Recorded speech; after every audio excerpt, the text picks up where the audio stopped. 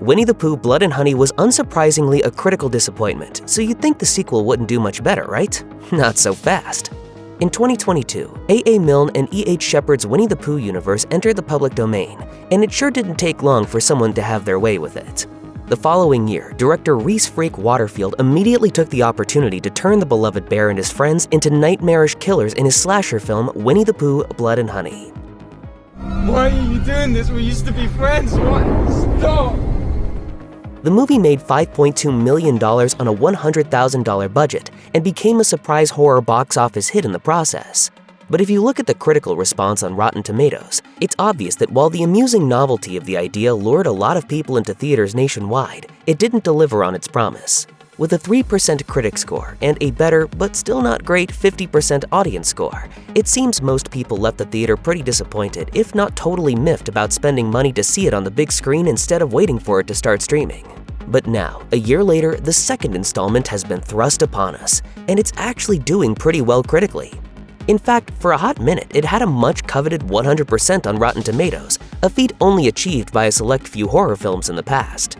But of course, as more reviews are piling in, that number is dropping to more realistic, albeit still impressive levels. As of this video, the critic score sits at 69%, while the audience score is hovering around 83%. I knew that this day would come. Like many reasonable movie buffs, you're probably wondering, how is this one supposedly so much better than the first? Part of the problem with Blood and Honey was the fact that Rhys Frake Waterfield had to be very careful with what he included.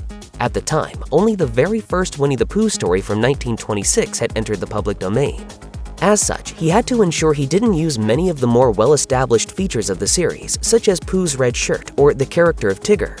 In fact, the first draft of Blood and Honey was unfilmable due to the fact that Frake Waterfield had incorporated too many elements that remained under copyright protection.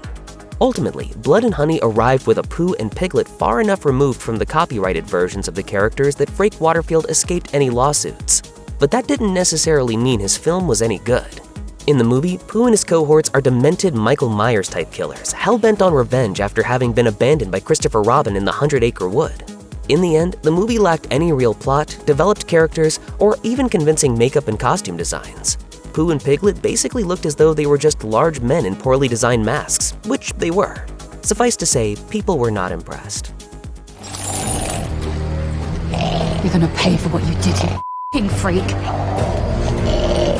Now that the sequel has arrived, it's already becoming obvious that Frake Waterfield was determined not to let bad reviews put an abrupt end to his warped take on A.A. Milne's universe.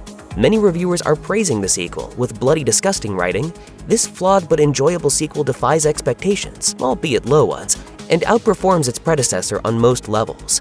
The AV Club was similarly impressed, noting, "This is cinema at its most punk rock, a raucous, unpolished, cheap, secret cow shredding middle finger to the mainstream with just enough raw talent inside to keep it from being dismissible."